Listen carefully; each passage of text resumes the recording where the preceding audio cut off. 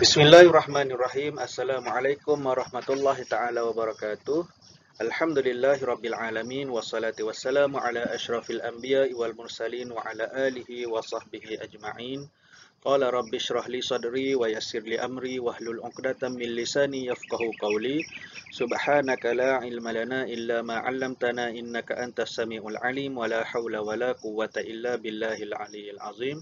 Alhamdulillah, syukur kita kehadrat Allah Subhanahu wa taala kerana dengan uh, izin limpah dan kurnianya dapat lagi kita bertemu, dapat lagi kita meneruskan siri perbincangan dalam subjek kafa, iaitu pada kali ini kita akan membincangkan satu tajuk adab bagi tahun 5, iaitu adab berjual beli. Okey, adab jual beli. Okey, kita tengok kepada pengertian jual beli. Okey, jual beli adalah satu proses pertukaran barang mengikut nilai harga barang oleh peniaga dan pembeli mengikut syarat yang tertentu disertakan dengan akad. Okey, jual beli ni adalah satu proses pertukaran barang dengan nilai. Maksudnya kita ada barang, ataupun kalau kita sebagai seorang penjual, kita ada barang dan kita tentukan nilai, dan ada orang yang sanggup bayar barang kita tu dengan nilai yang kita tetapkan. Okey. Kemudian mengikut syarat yang tertentu disertakan dengan akad. Okey, dalam Islam ni dia ada penjual beli disertakan dengan akad. Akad tu apa? Akad tu adalah penerimaan dan penyerahan antara penjual dan pembeli. Sebagai contoh, bila berlakunya jual beli, seorang pembeli akan cakap, okey, saya beli barang ini kerana Allah Subhanahu Wa Taala.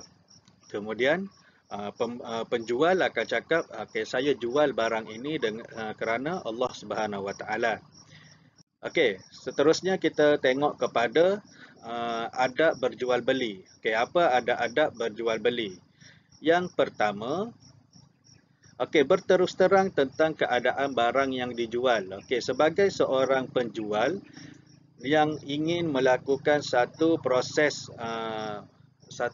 jual beli, dia kena berterus terang tentang keadaan barang yang dijual. Bila kita jual barang, kalau contohnya sekarang ni barang banyak, ada juga barang yang dijual secara online. So kita kena letak harga barang, kita kena letak dia punya keadaan barang tersebut macam mana. Kalau barang tu barang yang masih belum digunakan ataupun barang baru, kita cakap saja barang baru dan ceritakan spek-speknya. Ceritakan tentang barang tersebut.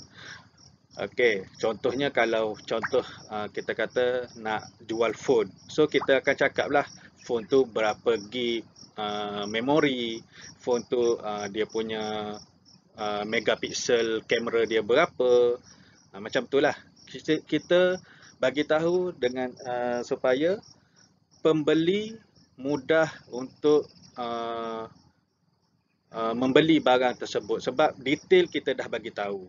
Okey, kemudian berpakaian kemas dan menutup aurat. So sekiranya kita, sama ada kita ni penjual ataupun pembeli, kita hendaklah berpakaian kemas dan menutup aurat semasa melakukan aktiviti jual ataupun beli. Okey, seterusnya sempurna sukatan dan timbangan. Okey, bagi seorang penjual, dia perlu memastikan barang yang dijual itu sempurna ataupun cukup sukatan dan timbangannya. Kalau kita jual barang tu dengan harga yang tertentu, so barang tu beratnya 1 kilo contohnya, so cukupkanlah berat sukatan itu 1 kilo. Jangan kurangkan. Okey, seterusnya ramah dan manis muka. So seorang penjual atau pembeli kena bermanis muka dalam masa-masa membuat urusan jual beli tersebut. Jangan ada unsur pergaduhan, macam nak gaduh membeli kan. Okey, so bermanis muka. So kemudian menjaga hati pelanggan. Okey, sebagai seorang penjual kita perlu menjaga hati pelanggan supaya pelanggan akan repeat balik datang untuk membeli di kedai kita.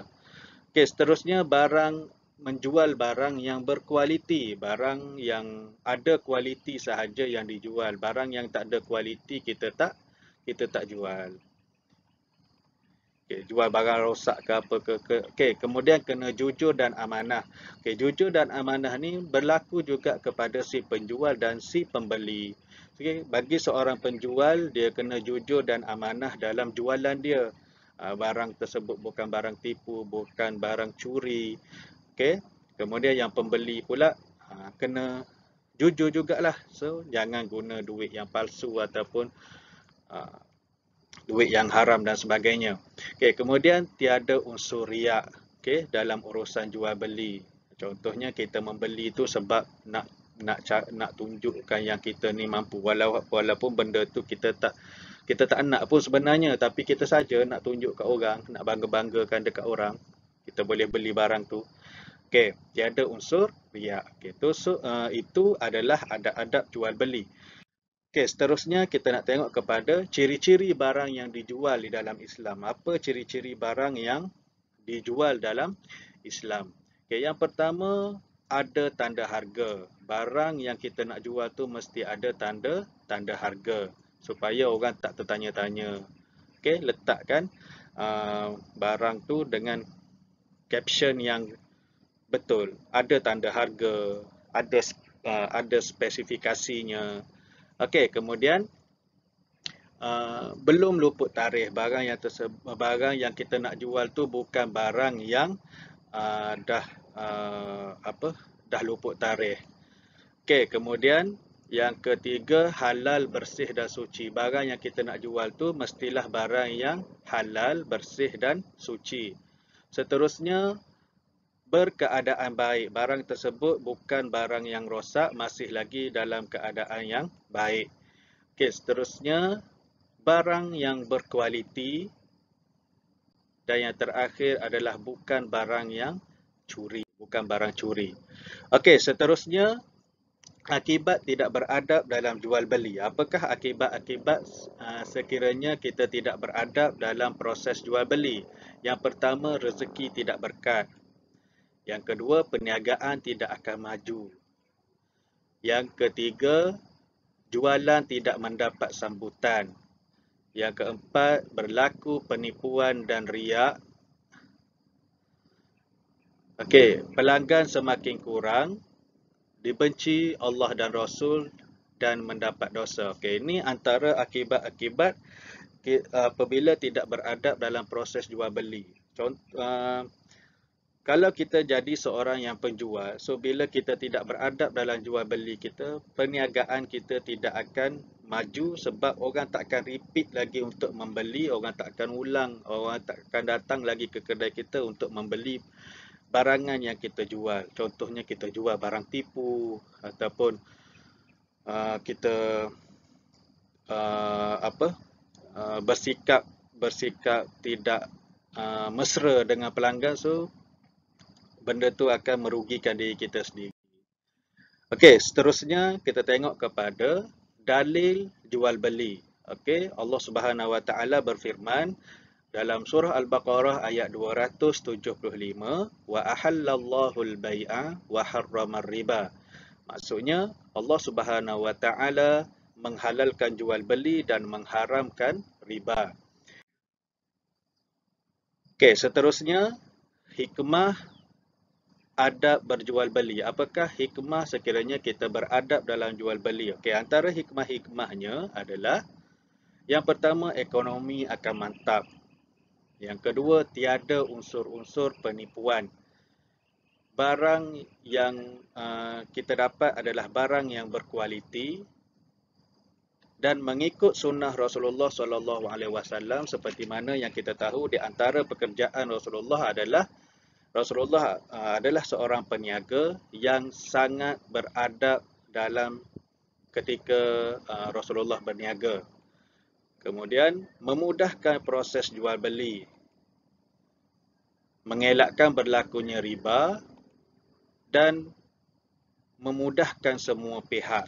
Okay, so ini hikmah apabila kita beradab dalam jual beli. Bila kita beradab dalam masa kita menjual ataupun membeli, Semua hikmah-hikmah ni akan kita capai. Okey, dan saya rasa sekadar itu sahaja apa yang kita boleh kongsikan berkaitan dengan tajuk adab berjual beli. Semoga video ini dapat membantu untuk mengulang kaji pelajaran, dan segala yang baik itu adalah datangnya daripada Allah Subhanahu Wa Taala, dan yang buruk itu adalah kelemahan diri saya sendiri. Wallahu a'lam bisawab. Assalamualaikum warahmatullahi taala wabarakatuh.